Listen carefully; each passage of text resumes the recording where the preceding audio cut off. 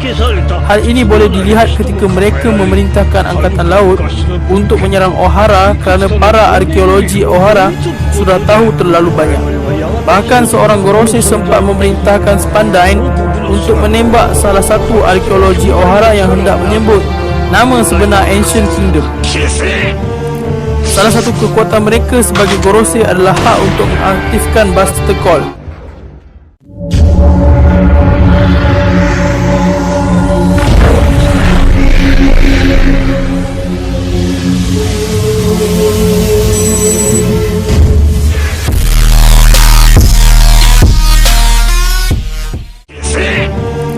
Salah satu kekuatan mereka sebagai Gorosei adalah hak untuk mengaktifkan Buster Call pada pulau yang mereka anggap sebagai sebuah ancaman. Kuasa untuk menggunakan Buster Call ini terlihat ketika Gorosei memakainya untuk menghancurkan O'Hara. Tak cuma itu, Gorosei juga memiliki kuasa untuk menyerahkan hak menggunakan Buster Call tersebut pada orang lain yang mereka anggap layak. Sekali menekan butang, satu pulau boleh hancur dan lenyap dari peta. Mereka tak pernah terlihat bertarung. Bukti bahawa mereka mempunyai pengalaman bertarung ialah pada jasmani mereka. Mereka seakan-akan memberikan petunjuk bahawa mereka cukup kuat atau paling kurang ada pengalaman bertarung. Contohnya Gorosei yang dia terlihat memiliki luka panjang di dadanya. Ada juga Gorosei lain yang memiliki bekas luka di wajahnya. Aneh rasanya kalau luka seperti itu bukan didapati dari pertarungan. Bahkan satu Gorosei lain cukup menarik perhatian banyak penggemar kerana memiliki pedang yang mirip dengan Sandai Kitetsu. Itu mungkin termasuk pedang yang sama level dengan Mihawk, iaitu 12 pedang suci Saijo-o Wazamono. Tak cuma itu, otot mereka yang nampak padat seakan menandakan bahawa mereka masih kuat hingga kini. Jadi apakah mereka cukup kuat ataupun akankah Luffy melawan mereka? Entahlah. Yang kedua, Roger. Goldie Roger merupakan lanun paling terkenal yang telah menjelajahi dunia dalam One Piece dan yang telah berjaya mencapai Raftel, pulau di mana One Piece berada. Kekayaan, populariti dan kekuatan, Goldie Roger ada semuanya. Eiichiro Oda, pencipta One Piece, telah banyak menunjukkan tentang Roger, tetapi masih ada lagi informasi menarik tentangnya yang belum terungkap. Goldie Roger dianggarkan berusia sama dengan Silver Rayleigh, Sengoku, The Buddha, Monkey D. Garp, Shiki dan Edward Newgate. Buktinya Roger menjelajah dunia pada masa-masa mereka. Roger meninggal dunia di usia 53 tahun. Jika masih hidup, Roger akan berusia 75 tahun dan sekarang dia pasti sudah 77 tahun. Faktanya, di antara lanun yang disebutkan Roger adalah generasi kedua termuda.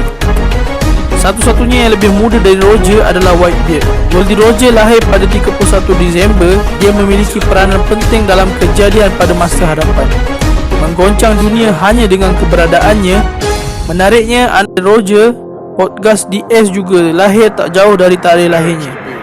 S lahir pada 1 Januari setelah ibunya mengandung selama 20 bulan untuk menghindari buruan pemerintah dunia tentang putera Roger. Kekayaan Roger terungkap dalam chapter 957 dari manga One Piece yang bertajuk Ultimate. Seperti yang telah diduga, sebagai raja dari para lanun, dia memiliki kekayaan tertinggi dibanding lanun mana pun yang pernah ada. Luffy diberikan Straw Hat tak lain tak bukan dari idolanya Red Hair Shanks. Fakta menariknya, Straw Hat itu ternyata pemberian Goldie Roger kepada Shanks. Namun dari mana Roger mendapatkan topi itu belum diketahui. Mungkin Roger sendiri yang mewariskan Straw Hat dari orang lain. Straw Hat bukan satu-satunya hal yang menjadi kesamaan Roger dan Luffy. Menurut Rayleigh, Luffy aslinya memang seperti Roger. Kalau nak diingat lagi, Shanks yang bertemu Rayleigh di Sabaody mengatakan bahawa kata-kata Luffy mirip dengan bekas kaptennya Goldie Roger. Begitu juga dengan cara tersenyum saat mereka menghadapi ketakutan. Hampir semua penggemar tahu nama lengkap Roger adalah Goldie Roger. Untuk merahsiakan garis keturunannya, World Government atau pemerintah dunia mencuba untuk mempopularkannya dengan nama Gold Roger. Sangat sedikit orang tahu nama Goldie Roger, seperti yang disebutkan oleh Roger sendiri ketika dia berbicara dengan Shirohige ketika dia mendekati kematian. Sejarah huruf D dijelaskan oleh Roger kepada Whitebeard secara keseluruhan. Namun, Oda memastikan untuk tidak memberitahu para penggemar apa ertinya saat itu. pada masa depan babak ini kemungkinan akan diangkat sekali lagi. Yang pertama, kedudukan yang pertama diduduki oleh Im. Siapa Im? Dia adalah sang penguasa dunia One Piece yang sebenarnya. Ini yang diketahui sejauh ini. Mula dari senjata, sejarah, tujuan hingga matanya dan potensi dari Im di One Piece. Total ada 6 hal yang aku kaji dari Im. Apa saja? Check it out. Seperti biasa, Eiichiro Oda selalu membawa kejutan menarik di dalam manga One Piece. Kali ini kejutan itu muncul di manga One Piece chapter 908 dengan kemunculan karakter misteri iaitu Im. Siapa Im di One Piece? Itulah pertanyaan kita di sini. Im di One Piece masih belum dijelaskan dengan sangat-sangat jelas, kerana memang total kemunculannya saja baru di 2 chapter, dan itu pun hanya bayangan je semua. Walaupun begitu, kita telah menemukan beberapa hal di One Piece sejauh ini. Agak-agak siapa Im dan apa je yang sudah diketahui. Untuk korang yang tak terlalu mengikutinya, maka ini adalah channel yang sesuai, yang berisi rangkuman sesuatu yang diketahui dari Im sejauh ini.